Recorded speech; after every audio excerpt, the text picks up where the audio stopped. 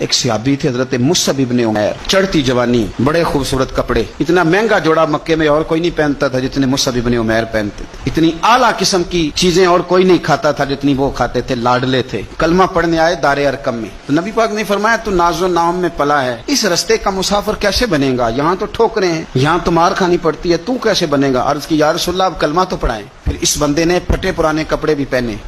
پھر مولا علی شیر خدا کہتے ہیں میں نے اس نوجوان کو دیکھا کہ ایک پیر میں جوتا ہوتا تھا دوسرے میں نہیں ہوتا، او جیم جان دا کچھ وسا نہیں ہو، یہ جان یار نو دے تے شاد ہو جا، اس سے دل دے ہیں فساد سارے، دل دلبر نو دے تے آزاد ہو جا، جو رکھے آباد تے رو وسدا تے جدوں کرے برباد برباد ہو جا۔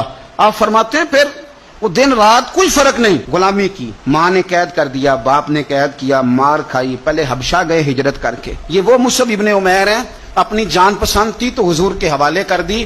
مدینے میں نبی پاک نے انہیں اپنے سے پہلے مبلغ بنا کے بھیجا، ہر سردار کی منتیں کی، کلمہ پڑھ لو۔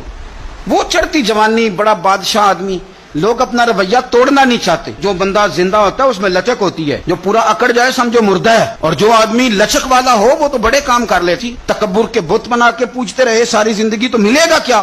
مصعب ابن عمیر کہتے ہیں ہر چیز قربان کر دی حضور کے نام پہ، احد کے میدان میں شہید ہوئے۔ اس نے ہر مہینے نیا جوڑا پہنا، اعلیٰ کھانے کھائے۔ اس بندے کو جب کفن دیا جا رہا تھا تو کپڑا پورا نہیں تھا، سر ڈھانپتے تھے تو پیر ننگے، پیر ڈھانپتے تھے تو سر ننگا، تینوں لب دیں آپ گواچے، پورے وجود کے لیے کپڑا موجود نہیں تھا۔ حضور نے فرمایا سر ڈھانپ دو اور پیروں پہ گھاس ڈال دو۔ بات بیت گئی، وہ جب انہوں نے کلمہ پڑھا تھا اس کو 20 سال ہو گئے، وہ مکے میں دار ارقم میں کلمہ پڑھا تو یہاں ان کی لاش مبارک پر کھڑے ہو کے میرے نبی پاک نے ساری تاریخ دہرائی۔ فرمایا یہ وہ نوجوان تھا جو ناز و نام میں پلا تھا، نے بڑے اعلیٰ کھانے کھائے، اعلیٰ کپڑے پہنے، کہ آج جس کا حال یہ ہے کہ اس کے بدن پر کپڑا موجود نہیں۔ ساری تاریخ حضور نے بیان کی، لوگوں کو بتلایا، جو نئے آنے والے تھے ان کو بتایا۔ فرمایا اب ذرا ان کو پیروں پہ گھاس ڈال کے قبر میں ڈالو، اور فرمایا ذرا ان کو بھیجو تو صحیح، انشاءاللہ میرا رب جب ان سے ملے گا تو بڑا راضی ہو کے ملے۔